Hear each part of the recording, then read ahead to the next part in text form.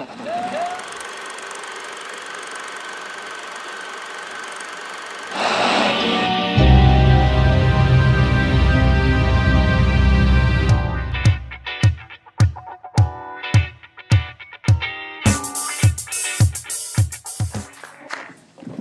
can't see nobody.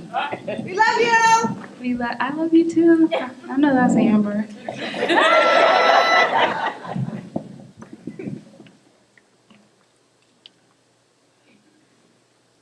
Happy poems.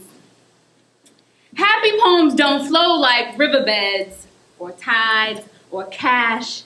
Can't write unless I'm dying, bleeding, spinning. Can't write unless I'm carving poems in the dirt at the bottom of a well. I gotta be hopeless, helpless, searching. Can't be found, be knowing, be over him, be off that.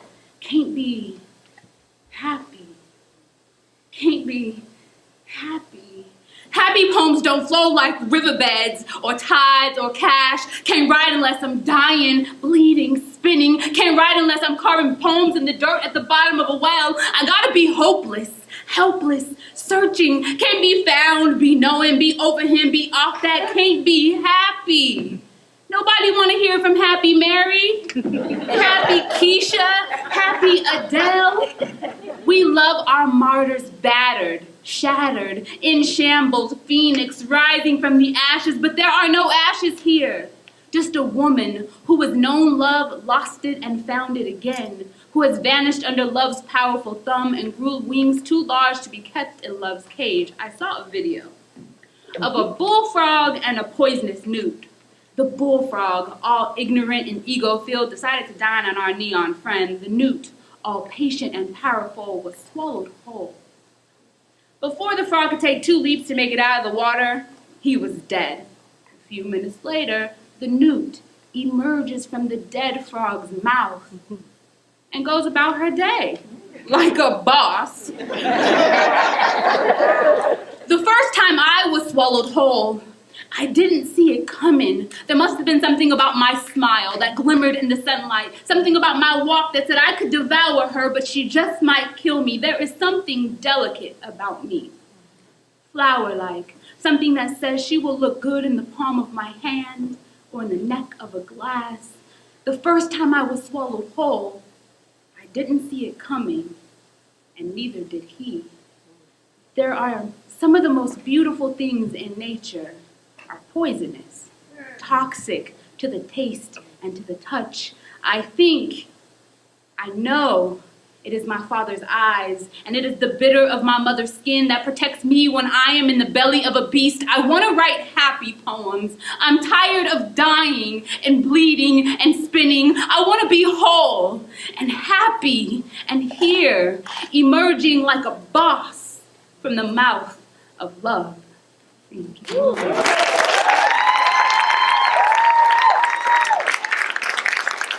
I can't see y'all at all. But I know you're out there. I want to say thank you so much to Bree for having me here.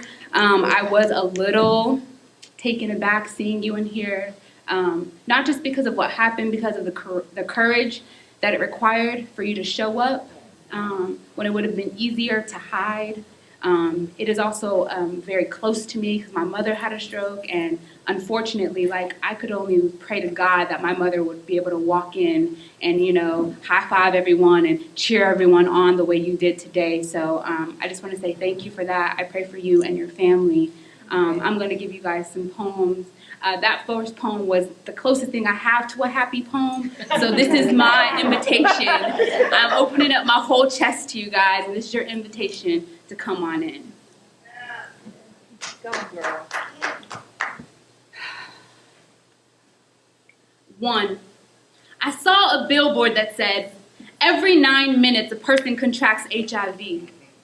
Pointing crooked fingers at gays, down low brothers, and drug addicts, I rock climbed to the top of my soapbox, spewing disgust like broken sewer lines, finding faults like the California coast as I coasted down MacArthur Boulevard. This has nothing to do with me. 2. There was something about the blame, that swaddled me like a newborn, a mother's kiss to the foot of my mountain, blinded by the way my square peg fit in that round hole. You see, as a young, single black woman, with the burned bras and an itch for sexual liberation, I walk daily, with bullseyes strapped to my shoulder blades, target practice for those with daggers for tongues, awaiting with sweet smiles and smiling teeth for my yes. 3. AIDS is the leading cause of death for black women 25 to 34. 50% of all new HIV diagnoses are black people, even though we only make up 14% of the population. Condoms are 99.9% effective in preventing HIV if used properly, and 0% effective if you are too afraid to ask him if he has one. 4. My recent breakup left the Sahara Desert in my chest. The mirage of my self-worth seemed to disappear as I approached it. I cried an ocean of lonely on my pillowcase, praying for someone to break the caution tape I used to outline the place that he used to sleep. 5. When his head found a home between my breasts, I didn't seem to mind that I didn't know his last name. Within seconds, his fingers snake charmed my panties down to my ankles, my hips, mystified by his tune, spoke a life of promises, and I buried all my questions about his sexual history like a treasure in the back of my throat. I tried to cough them up as he reached for his flesh to my flesh. No. Wait. Condom. All shouting from behind my eyes, tongue cowering like an abused dog, insecurity skating on a razor blade's edge. Death. Was blinded by the glare of wanting to be wanted, wanting to feel beautiful, wanting to be connected. 6. It is only after laying in a wet spot of guilt that the fire alarm goes off in my brain. A cemetery of unasked questions appear on the tip of my tongue, and I slither out of bed like a crypt keeper. It is the longest walk from crime scene to cleanse. Showerhead acts as a fire hose. As I watch my prayers to God slide along my body, I know I fucked up. Please forgive me. This was the last time. All quickly spiraling down the drain. 7. Past that billboard again today.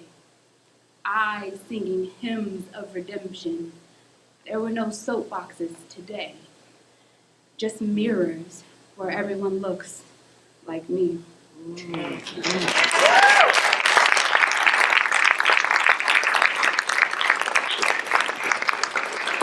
When I am not doing poetry, I am a full-time high school teacher. I taught in Oakland. I teach a special education populations of students with emotional disturbance.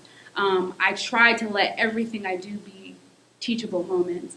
I wrote that poem because it's really easy for us to disconnect ourselves from the idea of something so big and scary like HIV, but sometimes it is not the disease or some specific group. It's just us not taking care of ourselves. It's just us not making good decisions, us not feeling good about ourselves, so we have to hold ourselves accountable. So thank you for letting me share that. The next poem I'm going to do is the poem that I did on Verses and Flow, Season 3. Very proud to be that alumni. This poem was inspired because as I became a teacher, there were so many things that I was excited to learn, but there were some things that the credential program could not prepare me for teaching a room full of black boys in East Oakland. They just couldn't do it. I wasn't ready to deal with violence. I wasn't ready to deal with the murders, the drugs, and I was working with middle schoolers at the time. And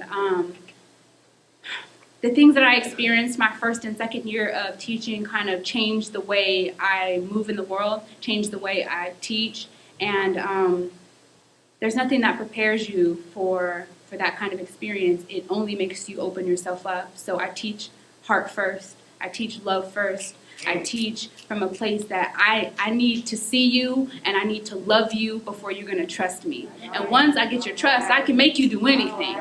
But these kids are coming in with so much baggage and violence that they've seen and experienced and loss that they've experienced that sometimes like reading and writing is the last thing on their mind. Sometimes they're just trying to eat. They need a place to rest. They need someone to say that I see you and I hear you.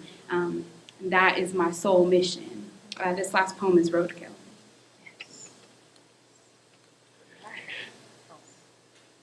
I can't believe I still get nervous. You can call me overly sympathetic, but I feel bad when I see roadkill. Mangled squirrels with squashed hopes of making it across the road, bodies of possums and raccoons laying twisted and outstretched, dogs and cats that once belonged to loving homes are now owned by concrete. Street sweepers and highway crews manage the messes made by preoccupied drivers and anxious animals. But in some neighborhoods, the roadkill stays and festers until it becomes dust or compost, leaving remnants of fur and collars signifying the insignificance of their existence. But somehow, I don't feel as moved when I see walking tombstones on t-shirts. Middle school boys wear dead bodies to school and we pretend that we cannot see them. You see, it's easier to navigate around a dead squirrel in the middle of the road than it is the corpse of a 16-year-old boy lying on my classroom floor. We can all see him. Mangled and twisted, with his hopes of seeing 18 crushed into tiny fragments. I wish there was a street sweeper, or at least a grief counselor, to help us clean up this mess made by displaced anger and a stray bullet. But the bodies pile up here, decomposing while we try to hold our composure. There are no backpacks here. Students wear body bags, strapped to backs that are trying to keep their worlds tall, but the stench of death is changing their posture. Hunchback kids with their heads hung in despair, thoughts of their own mortality fleeting like falling stars, too afraid to dream. So they grow claustrophobic in their own minds, and they wrap themselves up in RIPs and obituaries, staring death in the face because they're not afraid to die. They know so many people who have been there, but don't know anyone who has been to college or had a father. So they have the Grim Reaper drop them off at school every day, and I'm supposed to pretend I don't notice. I spend my days Maury style, trying to convince them that he is not their father. I try to change the subject, but in art they paint dead bodies. Jonathan brought his best friend to school. In a knapsack, he unfolded him on his desk like broken origami. We saw his head first, plastered to an obituary with barely enough pages to span his 16 years of life. We saw his arms in a photo where he embraced his little brother the way the oak tree does the wind. We saw his legs laying cat-a-corner on some curb in Oakland, a snapshot in a newspaper article that read, "Another boy slain." You see, teachers are not supposed to cry. So I grow a blind eye to the death toll, become desensitized to the boys killed on roads that I drive on every day. Maybe this is why I cry when I see roadkill. Thank you. Thank you.